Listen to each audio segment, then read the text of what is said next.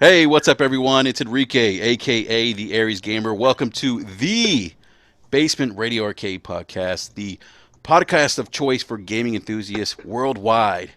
And we have a special podcast tonight.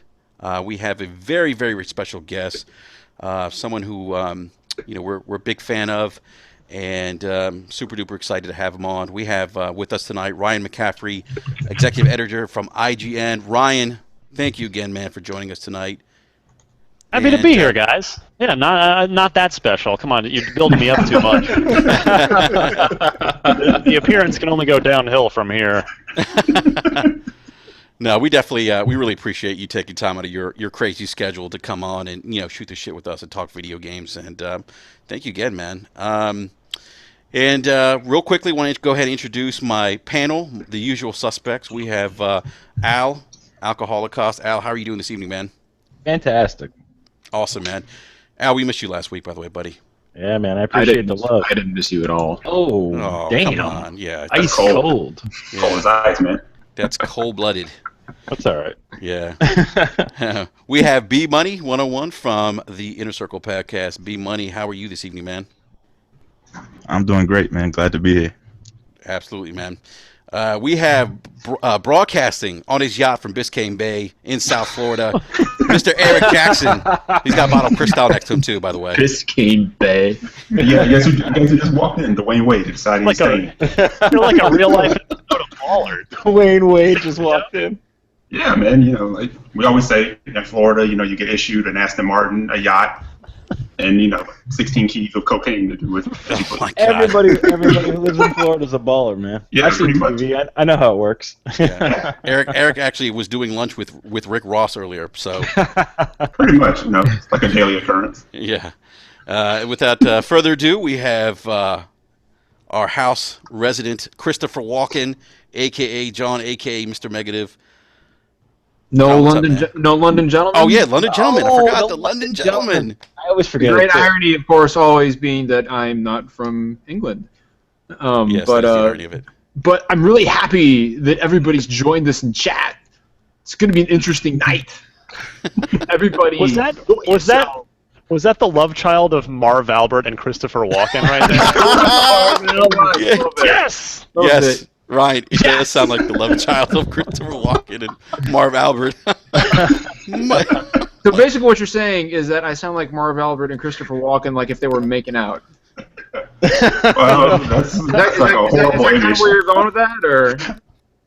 I mean, I know Marv's into some stuff, but Isn't that the guy who like bit somebody on the back? Yes. It Yeah. actually, That was the least of it. He's my personal hero then.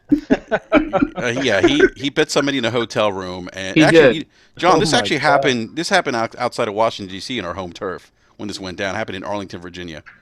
If you don't Ooh, remember the wow. story, yeah. Where everything goes down. doesn't Yeah, matter. where everything goes down. Marv's still the greatest basketball announcer of our generation, in Oh my yeah, no, opinion. no, yeah, yeah. he is. Honest to God, like weirdness aside, there's no better play-by-play man, and there never will. Full be. respect to So- Kevin Harlan, but Marv Albert's the man as far as I'm concerned. Oh, absolutely. You know what I Oh, remember yeah. about him, Ryan? I remember him like when watching Michael Jordan in the finals, and he'd be like, "Michael Jordan," just like A spectacular move by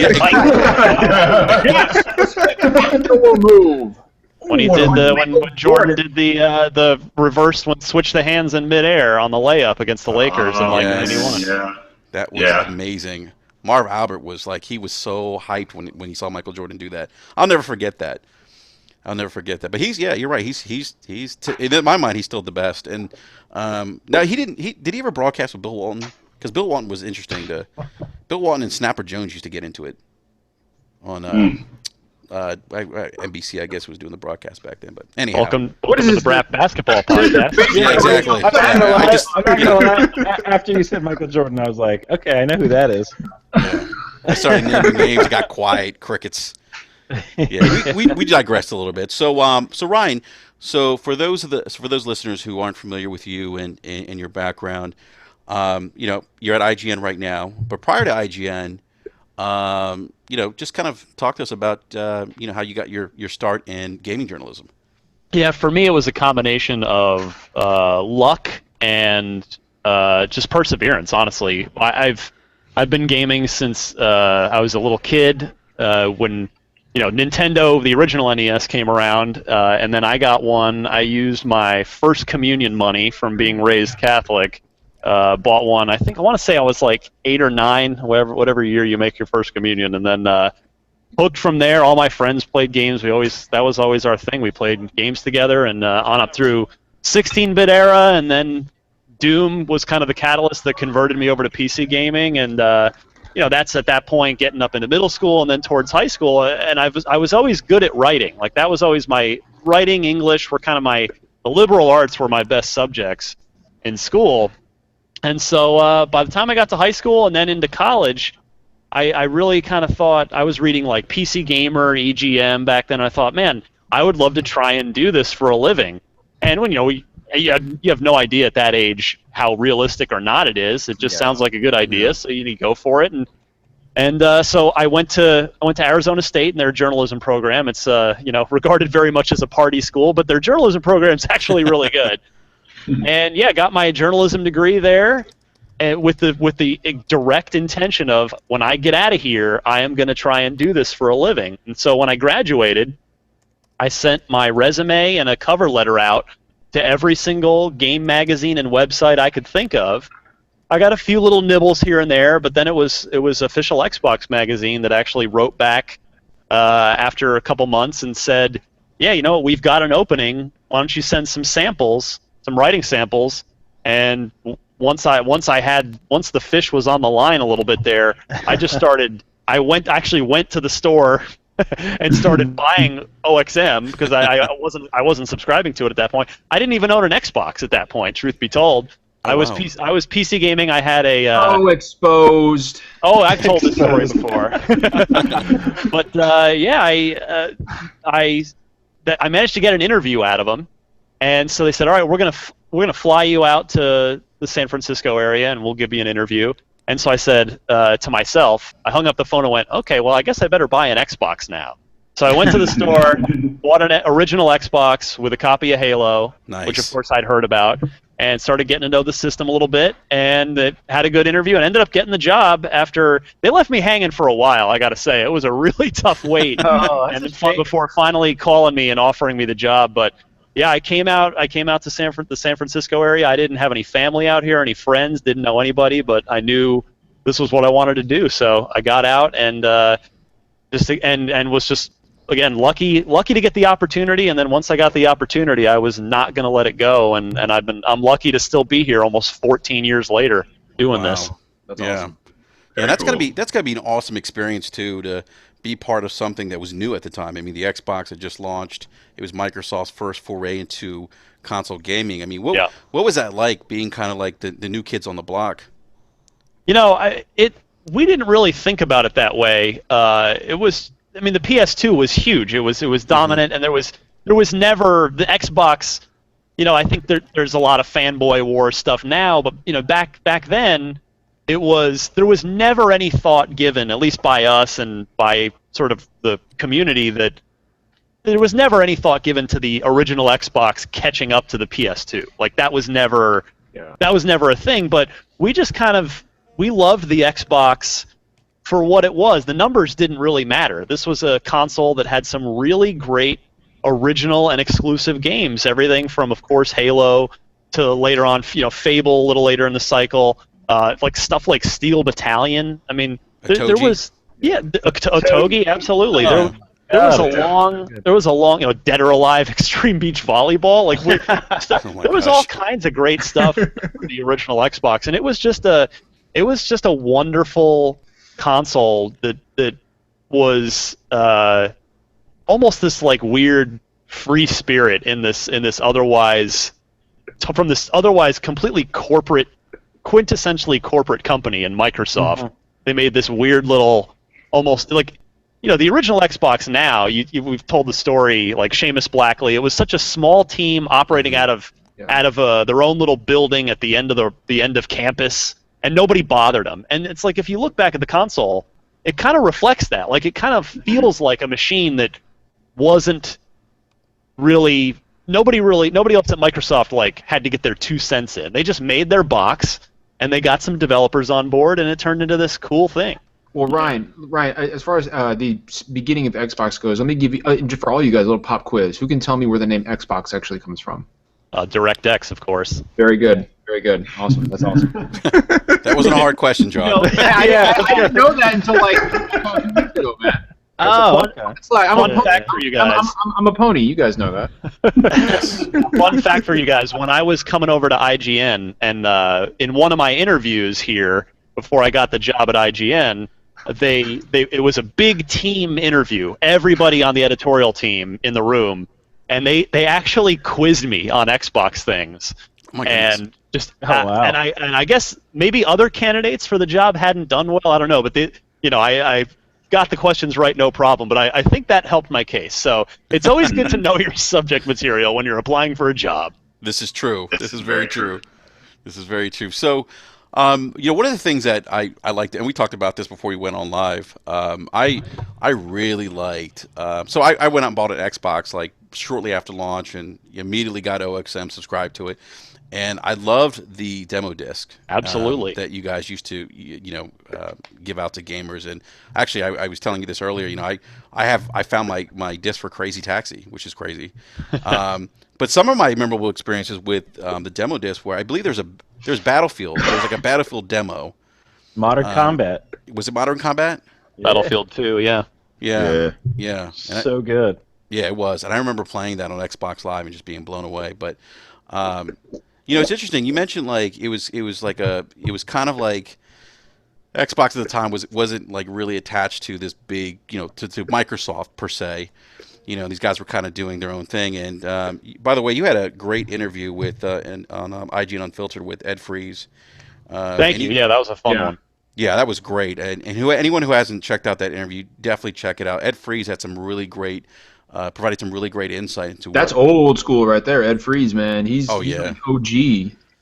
Yeah. How long has he not been affiliated with the brand? It's been a while. He left. What did he tell me? It was the late. It was pre 360. I'm pretty sure that he left. So yeah, but I mean, I want to say like 2003, maybe 2004. He left. He's a G, man. He's good people. Yeah, no, he is, and it was interesting because he was talking about like how they kind of got like a blank check to kind of do their own thing, and that box very much reflected the fact that they were. I remember they were reaching out to so many different developers, they're bringing so many different types of games, and they formed a pretty strong partnership with Sega at the time.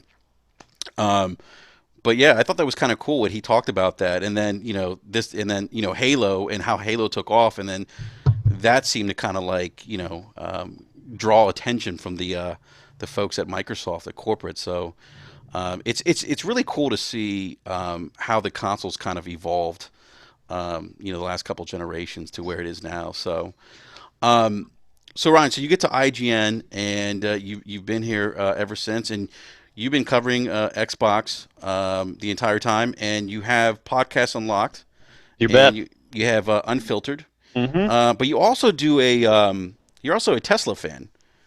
Big time. You have a podcast. Is it Ride the Lightning? That is correct. Yeah, I've always I've always loved cars. I loved cars ever since I was a little kid, and I was very fortunate to own my dream car, a DeLorean, for 12 years. Awesome. So Nice. awesome. And It's nice. and I'll tell you, Tesla kind of reminds me of DeLorean. Basically, Tesla reminds me of a lot of what DeLorean did, except if DeLorean had been successful in the end. It really does. And just the way Tesla is building, they're building cars that are safer, higher performance, more fun. They're obviously green. They cost virtually nothing to operate. They're just it's car 2.0, but they're doing it in a fun and exciting way, and they're doing it here in America. It's kind of bringing back the days when America used to kick everybody's ass in the car business. Yeah. Gotta make America great again. The only thing I drive is a big old Ford with so much exhaust I can't see where the hell I'm going. Screw these. You know what's crazy? I was like, I saw a Tesla dealership inside a mall. Yeah, they're electric. You can have them. You can drive them around in the mall if you want. Yeah, That's crazy. I thought that was interesting. So, gentlemen, let's talk some video games too. Video games? Some video Video games, games. yeah. So Ryan, one of the E3's coming on, and we know that Microsoft dropped a pretty big hardware bomb with the announcement of Scorpio. We know about Neo, that the PlayStation 4 Neo, and we talked about this on numerous occasions on this podcast. I think all of us maybe not agree 100% on whether or not this is good or bad for the industry. But what's your take on this? Like, do you feel like this is a good thing for the industry or a bad thing, or do you think like maybe it's too early to be launching new console iterations? I love it, and I'll tell you why. I think now if the Neo and the Scorpio were do-overs, the way that the Xbox One and PS4 more or less were, meaning your previous generation library was completely incompatible, then I would have a problem. Because if we're wiping the slate clean after 3-4 years, that's bad. That's not good for gamers, and then we're just going to be stuck in this endless hellhole of remasters. Like, oh, new console generation, let's remaster our old thing again. But the fact that these consoles are now going to just be evolving ecosystems, platforms where your stuff is always going to stay with you, or at least it's going to stay with you for a long, long time. I think that's great. Then give me the choice. Let's get some more power going. Now, obviously, the key to this and the thing that everyone's concerned about is, well, I have an original Xbox or I have an original PS4, and am I going to be SOL in 2 years? Developers are saying the right things now, like, well, of course, all the games are going to be compatible with the normal system and the higher end system, but how long is that going to last? So that's definitely on Microsoft, Sony, publishers, and developers to figure out. But if I give them the benefit of the doubt, which I'm willing to do for now, and they do manage to not screw over the people with the original systems, I think this is a great move because it's effectively, we're getting closer and closer to them just being PCs, but with the sort of one-stop shop convenience of a console where I see, Halo 6 is probably just going to be effectively, you'll be running it on the equivalent of like a PC's ultra settings if you're on a Scorpio, and you're running it on normal settings on a regular Xbox One or an Xbox, or I guess let's call the Xbox One S like the high setting because it'll have the HDR functionality. So I think that's great. I love it. I mean, let's get the games using a little more power while still, making sure everybody's taken care of. I think the most important thing, Ryan, is that both Sony and Microsoft take great pains to not split the user base. Yeah. And I think that has been, I think, probably at the forefront of the minds of most gamers that I've talked to about it. And I think the messaging needs to be better. From both sides, because I don't think, Microsoft has had some seriously mixed messaging with what the Scorpio can and cannot do, what it's capable of, what the purpose is, and on the flip side, PlayStation, I think, either shit or get off the pot with the Neo. If this thing is coming out in the fall, like you say it is, we're coming down to 3 months now, so we need to know something about it, and so I think there's still a lot of question marks there. I don't like the way the Scorpio was I don't like the way the Scorpio was announced. I feel like it was announced way too early. And on the flip side, I'm starting to be afraid that the Neo is going to be announced way too late. So it's just a weird time. Yeah, right those are there's a lot of uncertainty. Concerns. Yeah, those are absolutely reasonable concerns. I agree with you.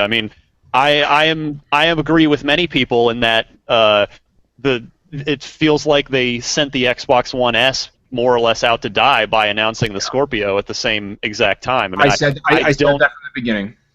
If you don't have an Xbox One yet, do you really want to buy an S or a regular old Xbox One now with the Scorpio on the way? And if you do already have an Xbox One, why on earth would you want to upgrade to an S, even if you have an HDR-enabled television, when you've got a Scorpio coming a year later? So I agree with you completely there. It's interesting. Yeah. I've actually caught heat for saying that. Like, why would I upgrade to an S? Or why would somebody if they don't have an Xbox, buy an S now because the Scorpio is coming out. I mean, I'm not going to buy an Xbox S because the Scorpio is coming out. I mean, I have an Xbox right now. There's no reason for me to upgrade.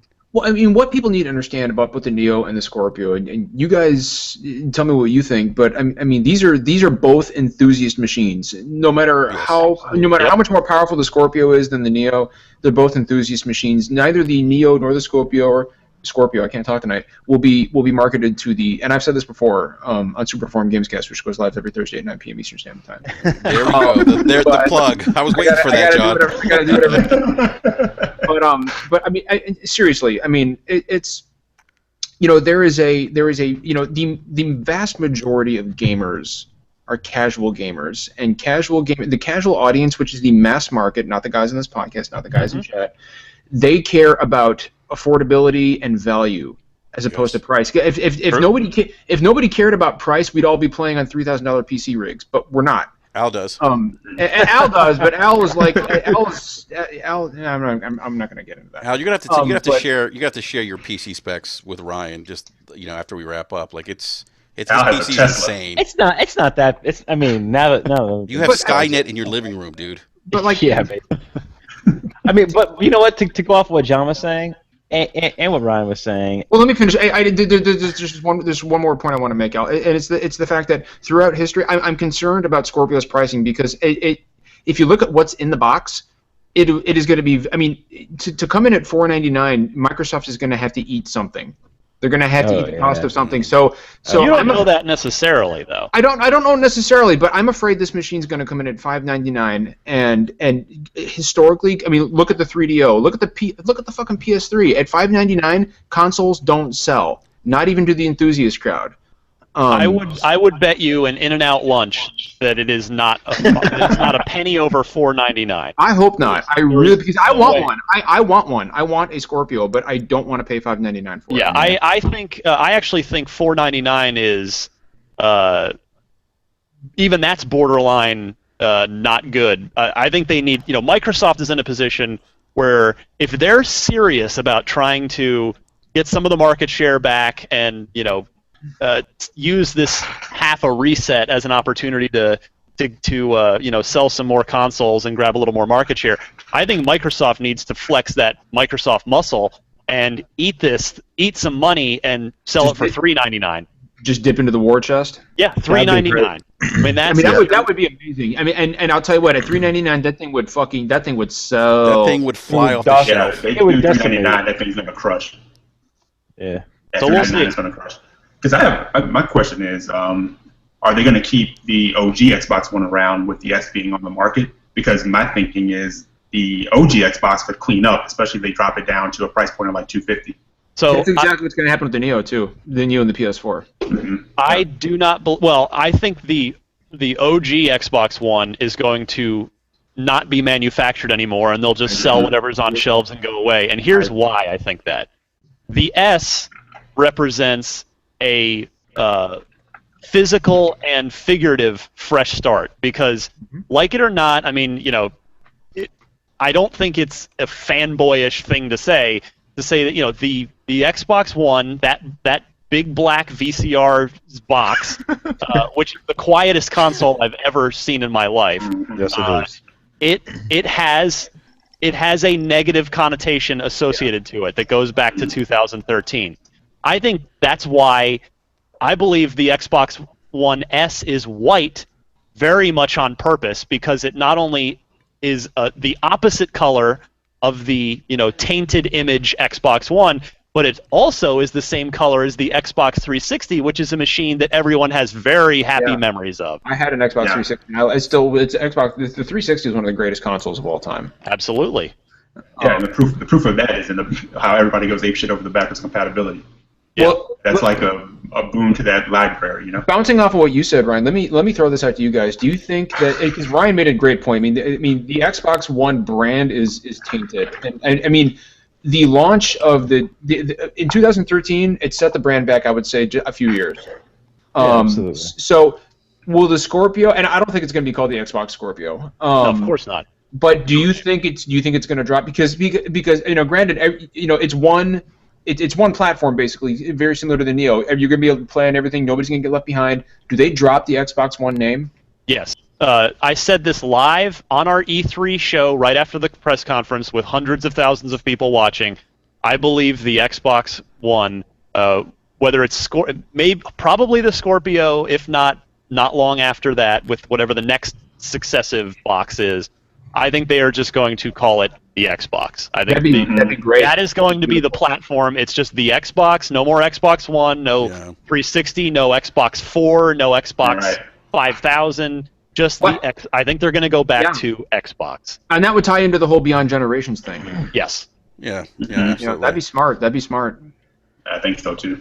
And it ties in as they talk about Xbox or Xbox Live as a service or the Xbox as a service. I mean, it's a platform.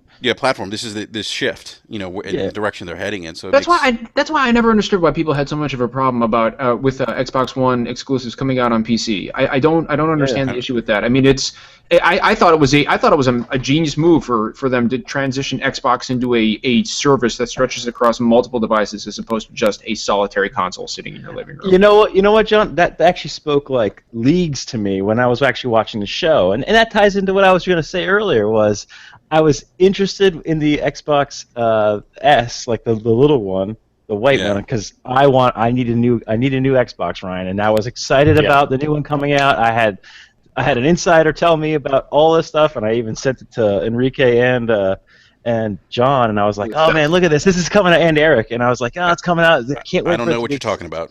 Yeah, right. So when they announced it, I was like, "Oh, this is it! This is going to be amazing!" And then an hour and change later, they announced the Xbox Scorpio, and I'm like, "Well, now it sort of kills my hype for that." Yeah. But at the same token, as John was saying, they were announcing all these big fall lineup games, and they're also on Windows platform. And you know what? I am buying pretty much 90% of what they showed, basically because I have a PC that can handle it. But the games they speak for themselves. But I'm happy. I want. It's awesome. I don't own an Xbox, and I'll be able to play Gears of War 4. It's awesome. Yeah. Hey, and I'll be able to play with my friends who have an Xbox. That's fantastic. Yeah, crossplay. Yeah. Hey, Ryan, quick question for you. With regards to like Microsoft, making their games available on PC and the Windows Store, do you think there's a possibility that they start releasing games on Steam? I would hope that they're considering that because I get that they've got to try and get their own company thing off the ground. There are a lot of flaws with the Windows Store, a lot of things people don't like, but. The whole thing, the reason that I think they should go on Steam is from something they have said. Satya Nadella, the new CEO of Microsoft, has said Microsoft is going to become a services-based company where we put our products wherever our customers are, which includes iPhones and Apple computers and other things. Well, guess what? Your customers are on Steam. Yeah. So... that to me, being run by a former Microsoft employee. Well, that's how things can go. So I hope that if they're serious about, I get that they got to give it the old college try with the Windows Store, but I do hope that the not too distant future that they say, okay, well we tried that with the Windows Store, and we're gonna get our stuff onto Steam because. If they're really serious about putting their games on PCs and consoles, you can't get your PC games out without being on Steam for the most part. Yeah, that's true. That's a great point. Absolutely. That's why I was a little puzzled when they announced Windows Store and you'd only be able to get games on the Windows Store. I was like, that doesn't make sense because I feel like most PC gamers like, you get a lot of your content on Steam, so it almost makes sense. I think at some point they have to do that. So yeah, I had Quantum Break installed on. I went back and forth between Xbox One and PC for that game, and then later I was like, I couldn't. My C drive on my computer was like out of space. I'm like, how the hell am I out of space? Came to find out, Quantum Break was taking up like 75 gigs, but there was it was so many hoops I had to jump through to uninstall that game on PC. Yeah. I'm like, why does the Windows Store not just make this simple? Like, come on, guys, let's go. Yeah. Well, there's such an untapped market on Steam that Microsoft is not taking advantage of. And I agree. Yeah, I mean, it's because honestly, like I don't think Microsoft really care. I mean, obviously, let me walk it back. They care about how many Xbox consoles they sell, but going forward, what they really want is for you to buy their games, because that's where companies make their bread.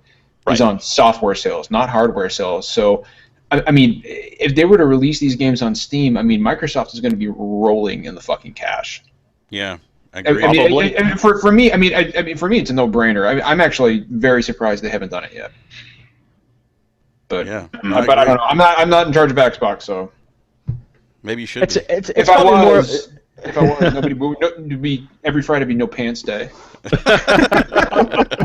How do you know Phil Spencer wears pants on Fridays? You don't know. Oh, yeah. There you go. How do you guys know I'm wearing pants right now? Oh boy. I'm gonna stand up and get a drink. Oh, no, don't do that. London gentlemen. Yeah, exactly. Don't do that. B-May, what are your thoughts on this, man? Well, I mentioned this a while ago. I thought it was smart for them to kind of, put their games on PC. To kind of take advantage of that. They have been kind of beaten this generation 2-1 by the competitor. So it was only smart to kind of take advantage of the game sales, and if you can reach more gamers on PC, then why not? Yeah. And I think, I never understood the backlash when people went nuts. Like, you guys remember when Quantum Break was announced for the PC and people just went batshit crazy. I never understood that, because like you said, John, I mean, this is an opportunity for them to spread the wealth or generate more revenue, which is a win-win for them, which means they fucking idiots were tweeting Phil Spencer like, I'm not buying it anymore. Well, it's so ridiculous. The last thing this generation needs is third-party games that are exclusive to a platform. Honestly, it's a shit practice across the board. That's why like I make no secret of the fact I primarily play on PlayStation 4, and I think and I am vehemently against a Spider-Man game that is console exclusive. Completely against it. Yeah, completely. I'm going to buy it, but the game looks insane. But having said that, it's a terrible fucking practice. I will never ever voice support for third party console exclusivity ever. It didn't really work out too well for Rise of the Tomb Raider or for Street Fighter V. Yeah. No, it didn't. No, because really, no. I mean, that's a great point. I mean, Street Fighter V shipped completely unfinished in order, to get out for Evo, and Rise of the Tomb Raider was sent out to die against Fallout 4. So I mean, yeah, you're right. You're absolutely right. It didn't work out for either one. And what's funny is that it didn't work out for Sunset Overdrive either. I mean, Sunset Overdrive was in a fantastic. I played Sunset Overdrive. Great. It's a fantastic game. Love that fucking game. And that's a game that deserves a sequel. That was never Sunset Overdrive was a new IP that Microsoft signed. That's not a game that was ever. It's not a franchise that was on PS4 before or anywhere else before. Sure, I feel but that's just me saying that Sunset Overdrive not selling the way it should have was criminal. Absolutely, but, it deserves better. It deserves so much better than what happened with it. Yeah, John, I'm glad you actually brought that up, because I want to get Ryan's opinion on this. With Sunset Overdrive and a couple of the other games like Quantum Break, and we have Recore that are be releasing this year. How do you feel about those games not really catching a lot of steam as they're released? Well, number one, Recore is not out yet, so let's not throw it in a grave just yet. But yeah, I mean, Sunset Overdrive is just another example of it's almost always, not always, but most of the time, it's a really bad idea to release a new IP during the fourth quarter. That is sequel time. That is when people are buying franchises. There have been very few instances over the years where new IPs have done well in the fourth quarter, and when they have, I'm talking things like Gears of War 1 way back in the day, Assassin's Creed 1 way back in the day. Those were games with stratospheric marketing budgets that something like a Sunset Overdrive, it had the first party push behind it, but it did not have the marketing spend it really that does other games. So you just don't do it. And as for let's see, what was the other example? Quantum Break, is that what you said? So Quantum Break probably released at a good time. I mean, there was nothing else really up against it. it's. I don't know if you blame Microsoft marketing or the game was good. I don't think it was as good as Remedy's other games, but that's a super high bar. I think IGN gave Quantum Break an 8.0 if I remember right, and I would give it about that, like right around in that range myself personally. It was a very good game. It was an excellent game. So I don't know what to make of Quantum Break. But that's a great example to your guys' point earlier. If Quantum Break had been on Steam, then even if it hadn't necessarily done well on Xbox, it could have still done pretty damn well on Steam. But here's the weird thing about Quantum Break, and you make a great point, Ryan, when you say that new IPs generally don't sell well during the fourth quarter, which is why originally Dying Light was supposed to release during the fourth quarter, and they pushed it to February, and that game sold fucking like mad, right? It was the highest selling new horror IP of all time. Had it released during the fall or during the holiday season, it would have gotten fucking butchered. Yep. But Quantum Break released absolutely when it should have, and there's an interesting trend with Remedy games. They don't sell like they should. They just don't. Alan Wake didn't sell well when it was released. Alan Wake didn't sell well at all. Max Payne did fine, but that was practically a whole other era. Yeah, exactly. Alan Wake launched alongside Red Dead, though. That's hard. True. That's hard. Yeah, that's a good point. But I mean, I am still trying to figure out why Quantum Break didn't sell the way it did. I haven't played it, but everybody I've talked to said it's a great game. Yeah, it is. My only issue with Quantum Break is that there wasn't a whole lot of gameplay shown up until the game's release. But I mean, aside from that, I just that one. Honestly, that one had me scratching my head. I'm glad B Money brought that up because that one, honest to God, had me going, I don't understand. Yeah, I just don't get it. Quantum Break was a solid game. I just didn't like the ending of it. I thought the final third act of the game was kind of with the boss was kind of weak. Yeah. But outside of that, again, I'm working through it right. I'm working through the game right now, and it honestly has some of the best moments of a gameplay, like a gameplay experience that's actual gameplay and not CG or anything. I was actually impressed with this year, probably some of the most.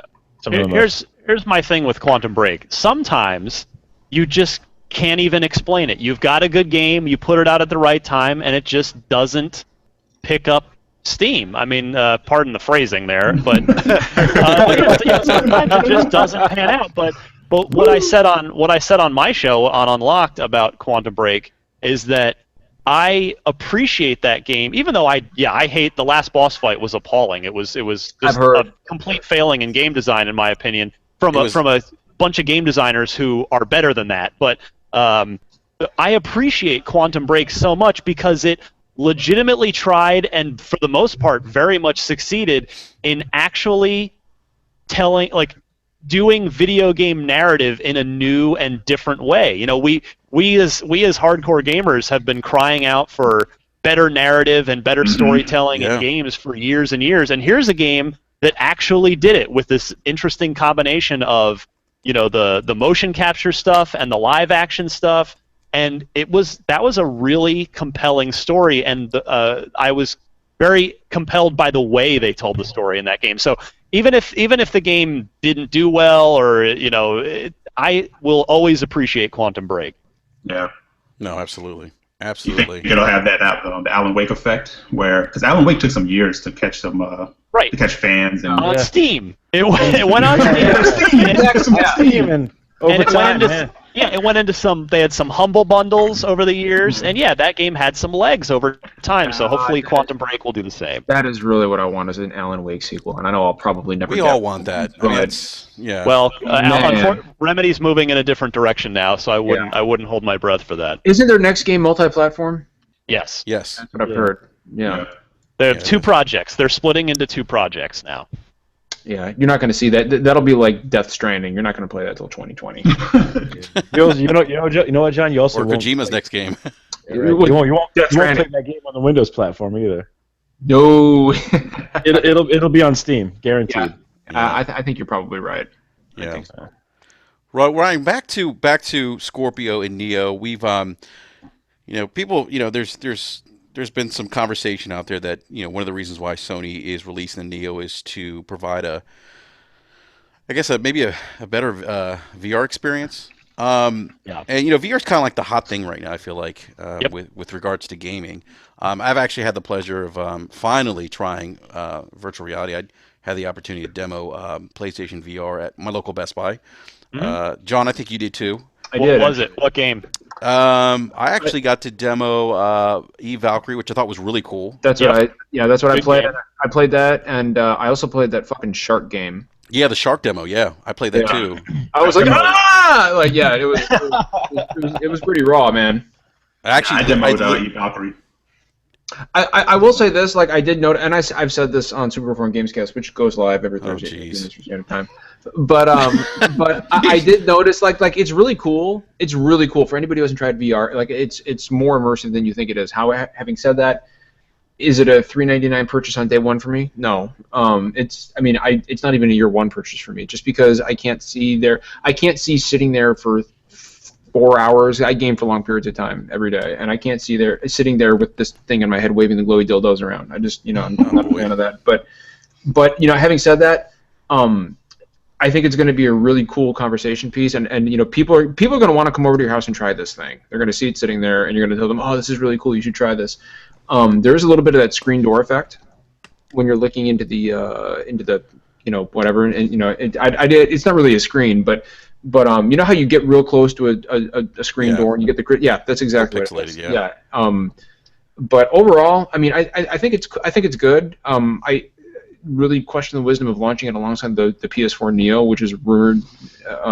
But I don't know. Smarter people than me are making those choices. But yeah. those are my thoughts on it. It's not. It's cool, and I'm sure there are people who are really excited for it. But it's not something that I need. Yeah, Ryan, what are your thoughts on VR and gaming? Do you think it's, I've read anything from, it's the next big thing in gaming to it's not going to have an impact in gaming. It's going to have it's going to have a bigger impact in Hollywood to it's a fad. What are your thoughts on VR and the future of VR for gaming?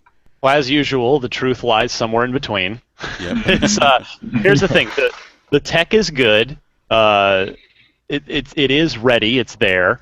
I am like you guys in that. Let me back up. I am very lucky to work at IGN where I have access. But if I didn't, I would not be purchasing any of the three this year because number one, I don't think the software is there yet. I will say I think Sony did a great job at E3 of sort of showing a really impressive VR lineup of VR experiences that I wanted to play, from Batman Arkham VR to things like Eve Valkyrie, like the Resident Evil 7. There's some interesting looking titles that Sony's got in the pipeline, and obviously, unlike Oculus or Vive, that's Sony's whole business with PlayStation VR is just VR games. They're not focused on anything but VR games. So I think that's great. But I do think that the second generation of these things are going to be better, and they're probably going to be cheaper. And I just don't have the money because PlayStation VR is really $500, not $400, because I think most people don't have a camera and 2 Move controllers already. You're going to need that $500 kit. From what I saw, they did say that most of the games would be compatible with the PlayStation 4 controller. So, I don't know. That's good. Yeah, that's good. But you definitely need the camera. That is required because it tracks the headset. Yep. So it's still the cheapest one. Don't get me wrong. I'm not trying to hate on PlayStation VR at all. Oh yeah. But it's still a lot of money. And then Oculus, obviously expensive as well, and that's without even factoring in the Oculus Touch controllers, which I just tried for the first time at E3, and they're awesome. That's what I've heard. And then Vive, which is my favorite of the three from a technical perspective. Wow. Because the screen is excellent, the screen on your face is excellent, the Vive controllers are good, and the room sensing. Those controllers look nuts. Yeah, the room sensors with Vive, where it adds that actual spatial awareness element, is really adds a lot to the experience. But I don't have $800 for that. I don't have $600 plus the touch controllers for Oculus, and I don't have $450, $500 really, for PlayStation VR. I would personally rather hold off. And again, I'm very fortunate that I can. It's easy for me to take that position. Yeah, it's easy for me to take that position because those things will all be here at IGN. So I understand that I'm in a very privileged scenario there, but we need a killer suite of software, and I think Sony has shown the most on the software front, gotten me the most excited software-wise. So yeah, we'll see what's going to happen, but I would be shocked if, when Microsoft has the full and proper Scorpio reveal, if part of that is not, well, Oculus is compatible, so here you go nuts. Yeah, exactly. And you know what's interesting is that we've talked about this a lot on this podcast, the horror genre. And we think that has, like, a lot of potential. Did you say the horror genre?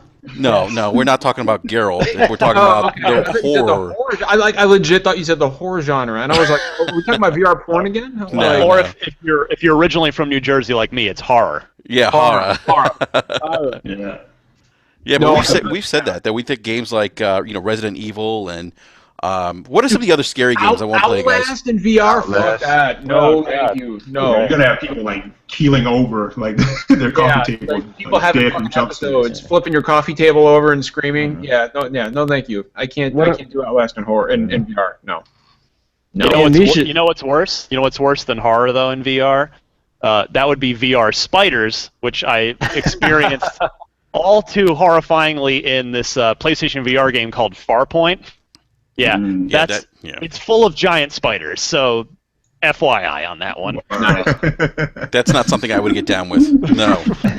Sorry. Yeah, Enrique doesn't do horror. We need some VR games with like cute fur-shaded puppies that I can pet with my Vive controller or PlayStation Move controllers. Maybe Microsoft releases Viva Pinata VR.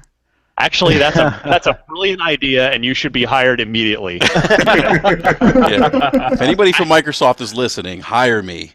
I will work on a VR version of Viva Pinata. That would be a great fit for VR, though. You are 100% correct on that. No, absolutely. It's interesting because there's certain games that kind of concern me a little bit. I know you talked about software, Ryan, and their need for a strong software support for VR. But when I see games like Apple Pie Jones and I don't know if you've ever seen that game, Ryan. I don't even know what you just said. I've never those three words that you just put together. Yeah, Ryan, it's real and terrifying. Yes, it's a real VR game, Ryan. It's called I think it's called Colonel Apple Pie Jones, if I'm not mistaken. Apple Pie Jones. Yeah, so that's why I tell my wife to call me in the bedroom. Oh Jesus! All right. Who's John? Baby, salute you. John, baby, I want you to call me. Experience? What's that? Apple Pie Jones wants you to. Yeah, no, and I refer to myself in the third person too. Yes, this is why we refer to him as the London Gentleman. Do this for Apple Pie Jones. Yeah, but no, it's a real game. I mean, it's a real thing. And then there's Zombie Taxi Cab. So those are games that Don't forget, I'm a little concerned. Job Simulator. Job Simulator looked actually the most interesting, I think, of the most recent batch of games that they showed off. I heard Job Simulator is fun. It looks like quirky. I was really disappointed that Job Simulator wasn't like Office Space the game. Yeah. That's what I would have loved. You sit there all day and look for your stapler. The best VR game I've played so far is a Vive game called Budget Cuts, and it's kind of like Portal. It's like Portal meets, I don't know, hunting and killing cute robots. Budget Cuts. That sounds really, really awesome. Wow. But no, Apple Pie Jones, it's a real thing. I mean, definitely Google. But the concern is always shovelware, and I think back to I think the Kinect and the whole motion phenomenon kind of maybe look at the Wii a little bit. Look at the Wii. The shovelware is what drowned the Wii. That game drowned under a mountain of shovelware, and I am afraid that the same thing could happen to like PlayStation VR because the potential is there. Because you'll notice they're not calling any of these games games. They're saying they're experiences. Yeah. It scares me away. The Batman VR, the Arkham experience, or like the Battlefront experience. So that tells me that I'm going to sit down for an hour, and so and that's fine. Go ahead and do that, but I hope they price these things appropriately. Well, Because yeah, that's the key, because- absolutely. Well, and like Capcom says you can play Resident Evil 7 in its entirety in VR. No, thank you. I don't want to do that. Like I don't want to play what is probably a 15-hour campaign with a freaking thing on my head. I just don't want to do that. That's why if you watch my IGN Unfiltered with Sean Murray of No Man's Sky, I asked him at the end of the interview, hey, what do you think? So are we getting No Man's Sky in VR or not? And he was very cagey about it to the extent that I think it's almost certainly happening, and he was just playing absolutely. politics. But what he said was, if you look at the interview, he goes, well, it would seem like the thing you'd want to do would be to be able to put on and take off the VR helmet anytime you want. So like if you get to a cool planet that you want to explore on a more up close and personal level, you put the helmet on, and then when you don't want to do it anymore, you just take it off and go back to playing it on your regular screen. So Sean Murray's a real smart guy, so he's probably onto something there. I have been theorizing for a long time that No Man's Sky would be a PSVR launch title. Yeah. I thought that's probably why one of the many delays actually occurred. That's what I thought too. Yeah. Yeah, and that game would be amazing. I think in PSV. In That's VR. That's a game I can't wait for. Yeah, I heard Adrift is pretty cool in VR. Yeah, I I played a little bit of it. Yeah. Adrift would give me a panic attack in VR. I think. Float around in space, and you're like, no. Big open spaces, man. Like I was a Marine for 5 years, and thank God I wasn't on a ship because I'm terrified of the open ocean. So big, wide, open spaces, man. Like nope. You're not doing it. No.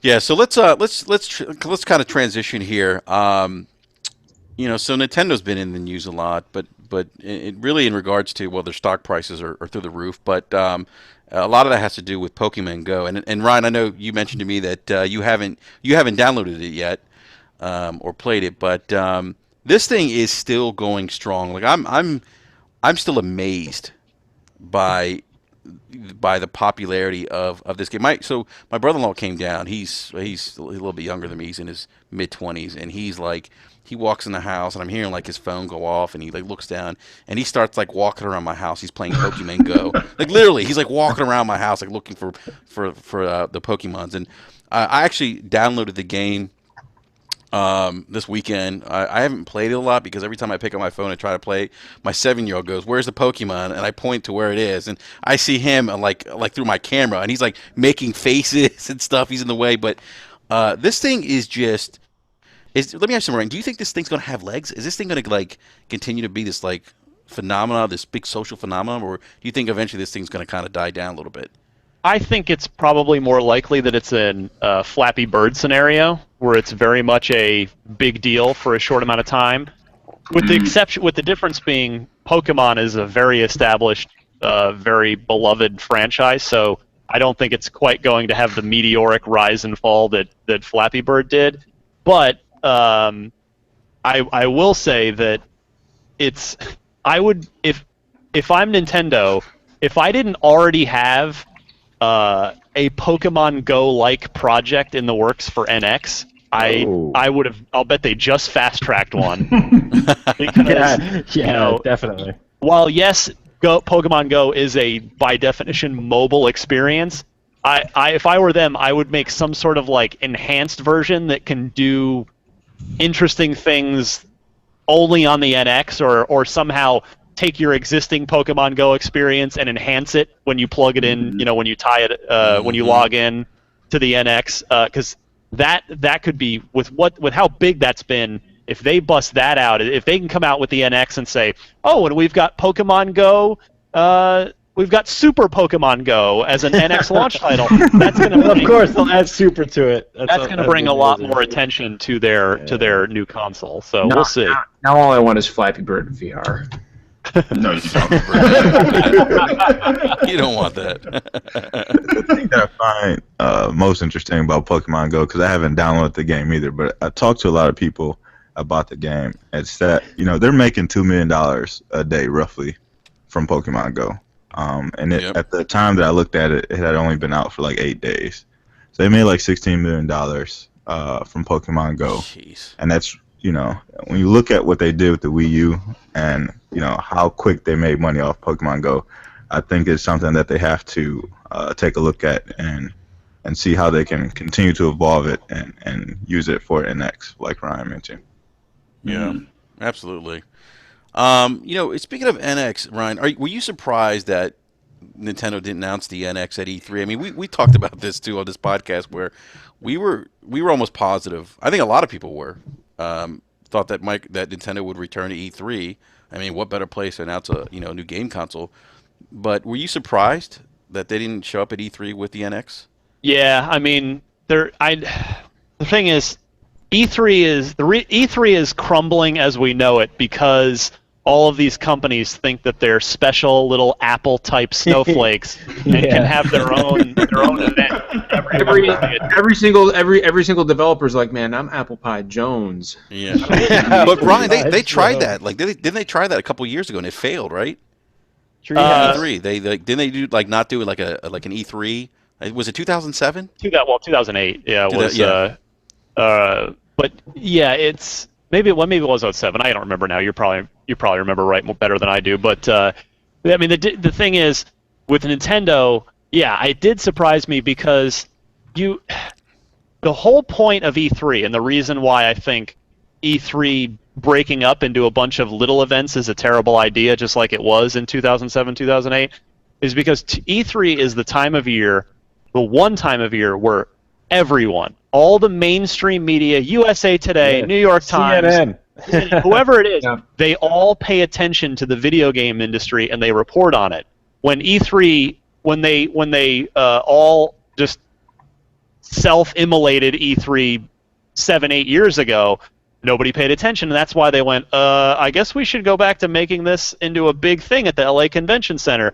So it does surprise me that Nintendo didn't at least give a little, show the box, talk a little bit about it. They could have still had their own event later to really detail it. So yeah, it did surprise me that they completely didn't show up at E3 and with regard to the NX. So is E3 like a dying thing then? God, I hope not. I don't want it to die before some of the Superform Gamecast guys get there. Please, just hold on for a little while longer. E3, we're coming.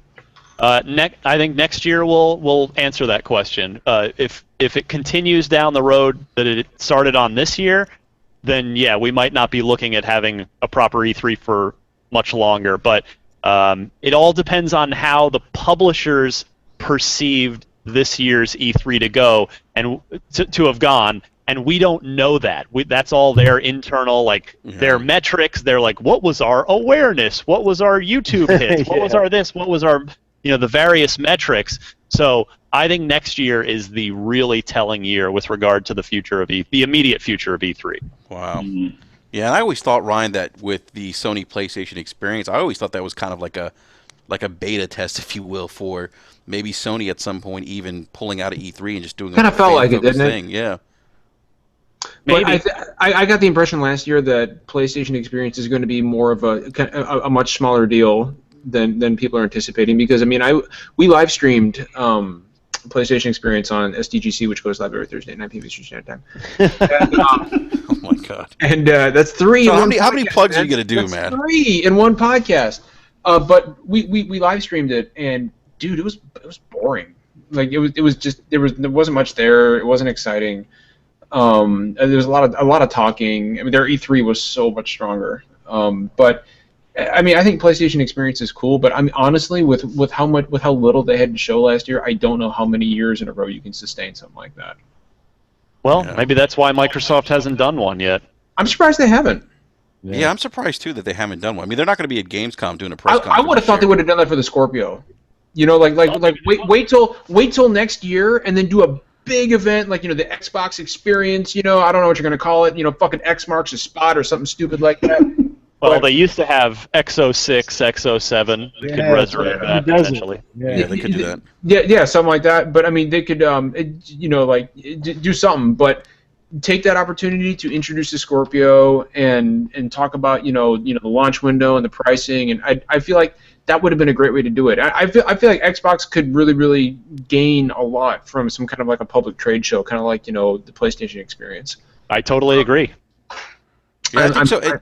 Yeah, go ahead, man. Especially with, because I feel like with YouTubers and the internet and everyone having mobile devices now, I feel like you can you could kind of deliver, you can deliver the message to your fans, and it can just go through the internet, it can go viral, as opposed to traditional methods of going through the press and having the press put information out. And I think I almost feel like maybe that's what's going on. Maybe that's why. But I think Peter Moore even said it with the EA press conference. It was kind of like we're giving this to our fans. I don't remember the exact words he used, but I almost feel like with E3, maybe it evolves into something like a PAX. I don't know. I mean, I hope it doesn't go away, but maybe it evolves into something like a PAX. Maybe. I could see that, but honestly, I think the most likely scenario is that either it sticks around and it stays the way it is, or people just start pulling out and it completely falls apart. And then around that time, you just have a string of conferences from Bethesda, from Sony, from Microsoft, from Ubisoft, whoever, all the big heavy hitters, and then the smaller guys just kind of do their own thing. I mean, I've said this a bunch of times, so this is nothing new for me, but I just don't understand why the publishers and the ESA don't just have their cake and eat it too.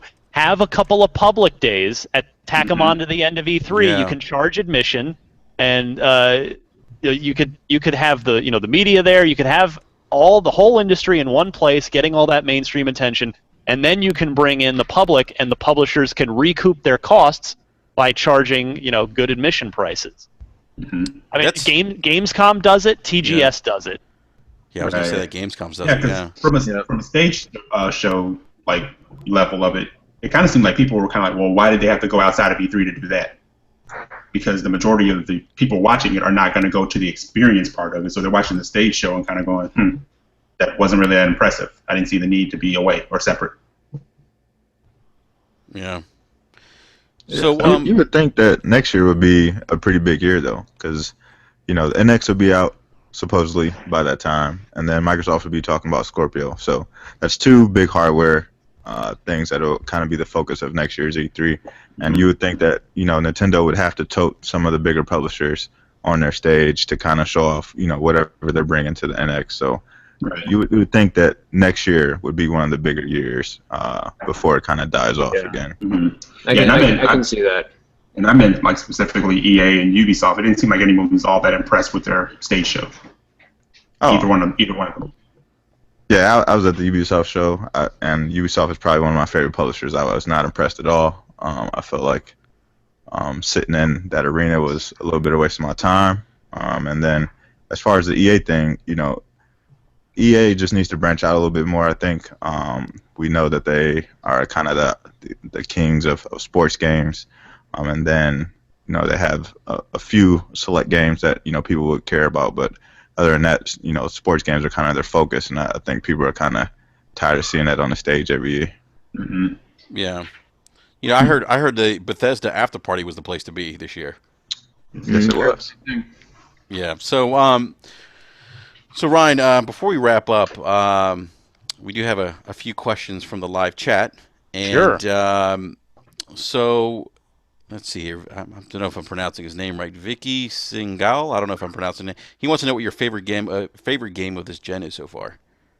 Well, now it's Inside. I can actually answer that now because I'm not sure I could have given you. I guess it would have either been Rise of the Tomb Raider or Sunset Overdrive, but no, it is definitively Inside at this point. Fantastic game. What a fantastic game! And Inside I was awesome. don't want to spoil the ending for anybody, but wow. Oh yeah. Yeah, play it if you haven't already. It's 3 hours. It's $20. You will not regret any money or time spent there. No. I've actually got a question. Totally agree. I got a question for Ryan. Just a very easy question. Is Chrono Trigger the greatest game of all time? Maybe it is. Is it to you? That's the only. I want to know. Anybody else in chat? Ask him a question. Yeah. Oh, here we go. We got one right here. From the Nell Scone. Yeah. Ryan, do you think No Man's Sky is going to be huge? I don't know, because we still don't know. I mean, there's obviously a lot of excitement. We've expressed a lot of that excitement here on IGN from doing 2 IGN first months of coverage on it. There's that curiosity factor for that game, which I think is great. You know, it's offering something we've theoretically never seen before, which is an infinitely explorable giant universe, and the potential of that is through the roof. Can the game ultimately live up to that? We still don't know the answer to that, but I think we all want it to, and so we're all rooting for it. So I think, regardless of how good the game turns out to be, I do think there's going to be a backlash against that game from some people, no matter what, even if it's a 10 out of 10 game, because a lot of people will have built the game up in their mind to be something that it won't be. It's going to be a victim of its own hype. Yeah, like Metal Gear Solid 5 to some people. Yeah, to an extent, Good example. But yeah, I mean, there are many questions to be answered about No Man's Sky, but we all want it to live up to its potential, and hopefully it will. Yeah, no, absolutely. I mean, it's definitely one hell of an ambitious game. Yes. Yeah, absolutely. So Ryan, Brian McHenry in the live chat wants to know if you think Xbox will ever have a real baseball game. That ship sailed a long time ago, my friend. I've accepted it. I've accepted it. I've spoken to Phil about it. I've spoken to Peter Moore about it, who is the other guy who can really do something about it at EA. It's that ship sailed. Here's the reality. If you want to just cut through the crap, and if you want to just rip the Band-Aid off, here's the answer. It is just not worth Microsoft's time and money to build a studio or, partner with somebody. It's not worth them investing when that's a game they can only really sell in a few markets, like the United States, maybe like South America, kind of Dominican Republic, places where baseball is played. No one in Europe cares about baseball, so the limitations there are tough. Now Sony does it, and they obviously keep making money with MLB The Show, because not only it's a great game, but they made that investment a long, long time ago. If Microsoft had done the same, if Microsoft had kept doing Inside Pitch from 2003 onwards, then maybe the story would be a little different now. But I don't see it happening, and I don't see EA spending the money on it, because not only everything I just said about the limited market situation, but the fact that if EA were doing it, if they revived MVP Baseball, they would not only have to spend all that money for limited markets, but they'd also have to compete against MLB The Show with their PlayStation 4 version, and that'd be a really difficult thing. So I don't think it's ever going to happen. I say even if you're a baseball fan, buy a PS4 just to play MLB The Show every year, and you're probably not going to regret your purchase, because it's a fantastic baseball game. Yeah, great point. Yeah, absolutely. We have one more question. This is from Nels Coney again. He wants to know, Ryan, are you a Witcher 3 fan? So I'll give you the God's honest answer about The Witcher 3. I respect the heck out of that game. I've only played it for an hour. I really liked that hour, but my situation is I have a full-time job, the career that keeps me busy, and then I have a wife and a young kid. I literally don't have enough time to play that game. It's actually, it intimidates me with the scope of it. Like, I know for a fact that I don't have 150 hours or 100 or 75 to put into that game. So I looked at a little bit of it for like I said, the first hour or so, and then I've never gone back to it, and I probably won't, just because of it's just too much for where I'm at in my life right now. I don't blame you, man. It's an investment. It really is. It's an investment. Everybody knows the combat in Witcher 3 can't hold a candle to Dark Souls, and it just chases people away. Oh, jeez. But I respect the hell out of The Witcher 3, though. It is, it was our game of the year last year, well earned. It's a brilliant game. Oh, Geralt's one of my favorite characters. Where's Roach? Yeah, where's Roach? I'm going to throw this out to the panel. Gentlemen, do you have any questions for Ryan before we wrap up? Yeah, I just have one more question for Ryan. We talked about what your favorite game is so far this gen. What's your most anticipated game coming forward? Going forward? It's that probably Sea of Thieves is the top of mind answer. I've been excited about it ever since its reveal a year ago. Oh yeah, finally getting to play it at E3 was a very small slice of it, but I had an amazingly fun time with that little slice. So Nice. That's another game not similar to No Man's Sky in the sense that I want that game to live up to its full potential, because if it does, it's going to be something really, really special. Yeah, that's actually one of my most anticipated games, and I plan to purchase a bottle of the Kraken and consume that while I play Sea of Thieves. As a true pirate would, I might add. That's pretty awesome right there. Yes. B Money. I guess my last question would probably be, since Nintendo didn't announce the NX at E3, when do you think they would? I think it's got to be this fall, like maybe a September type thing, because if it's still coming out in March, they've got to announce it like 6 months out. Like there's no way making it right now, right? Yeah, so I got to figure an early, like September would just be my pure guess.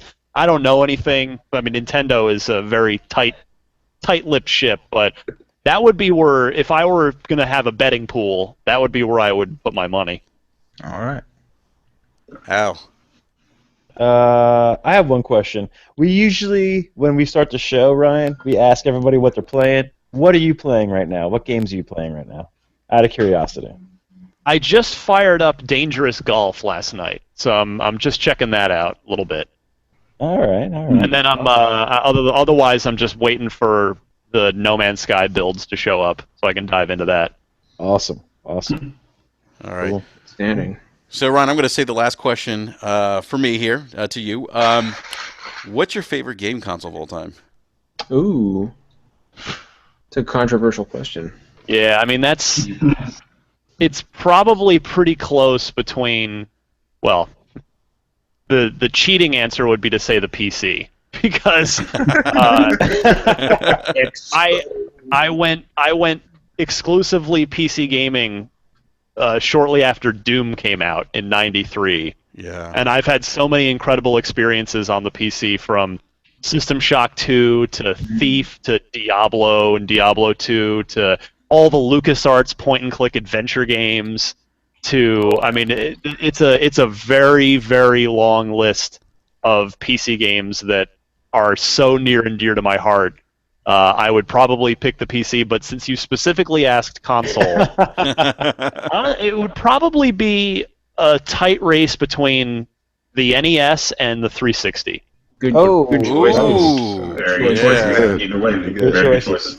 Yeah. So, Ryan, for me, it's the Nintendo Entertainment System. It's still, to this day, it's still, because one game always sticks out to me, or for me. The greatest game of all time, Super Mario Brothers 3. Yeah, well, Yes. that too. But people laugh at me. Ninja Gaiden.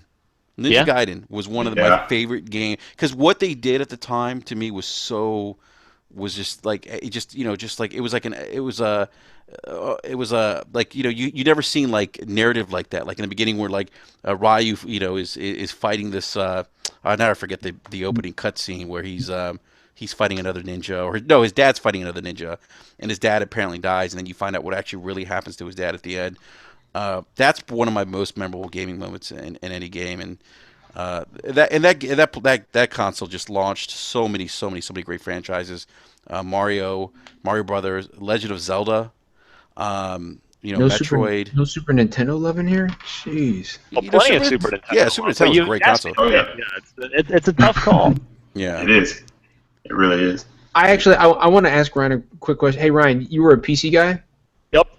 Were you a Quest for Glory man? No, never checked that one out. Oh, dude, go back if you can. Go back and play them. So good. It's if you like King's Quest, but with like a little more focus on combat. Yeah, Interesting. They're on Quest for Glory. GOG, I think. Oh, Al, are you a Quest for Glory guy? I've played them before. Oh, Yeah, they're so awesome. good, so good, so Yeah. many memories. I They love are it. on everyone there on GOG.com. Check them out. DRM free. I totally recommend GOG for any old school games. Yeah. All right, gentlemen. Well, Ryan, we're going to wrap up the podcast. Hey, thank you so much, man, for joining us tonight. We really, really, really appreciate you taking the time out of your crazy schedule to come and talk video games with us, man. We definitely love to have you back on again in the future, to talk more games. So thank you. Yeah, appreciate you having me. Yeah, be sure if give Podcast Unlocked a shot if you haven't already given it a try. And then if you like cars, particularly the electric variety, check out my Tesla podcast, which is called Ride the. If you just search Tesla podcast, Ride the Lightning, you'll find it. Yeah. Actually, I did that. If you Google it, it actually comes up right away. To the folks in the live chat, thank you again for joining us live, and for those folks who are going to watch us later on, give us a like, give us a sub. We're actually working on some other, another big guest, possibly next week. I know who you're talking about. Yeah, and actually, I'm going to go ahead and drop the name. We are Whoa! Do it. Who said no? Whoa! No. I said whoa. Oh, you said whoa. I thought you said no. I'm trying to hold on before you say it. So We are working on having David Jaffe on next Tuesday.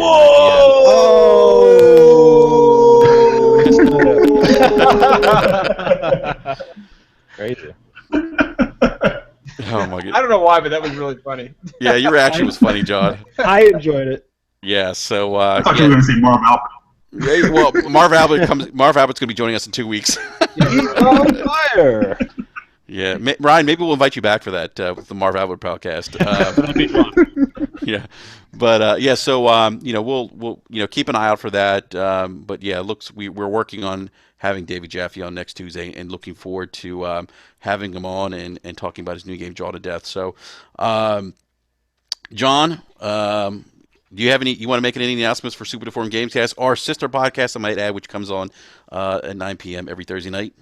As if we haven't hammered that home already. Yes, I know. Of course, but no. So very, very, very awesome episode of Super Deformed Gamescast coming up on Thursday night. We have Quentin Cobb from Naughty Dog, who's going to join us at 9 p.m. Eastern Standard Time. He's the level designer for Uncharted 4 and The Last of Us. So we are super duper excited about having this guy on. Probably one of if not the biggest guests we've had on so far. So please, everybody, tune in and join us in chat for that. We're going to have a kind of a segment blocked off where you guys can ask him questions. He may not be able to answer them, but certainly ask away. We're just going to sit around and talk video games with Naughty Dog. So we're really excited. So please join us. Dude, that's awesome. That's so awesome. Well, gentlemen, again, thank you. Ryan, a big, big, big thank you again from the Basement Radio Arcade Podcast family. We'd love to have you back on again. And remember, gamers, to game on, but more importantly, have fun gaming. And remember to check us out next Tuesday. Looks like we're probably going to have David Jaffe on. And, hey, give us a like and give us a sub as well. We'll see you guys next Tuesday. Thank you. Thanks, guys. Night, guys. Later, guys. See ya. Take care, gentlemen. Thank you.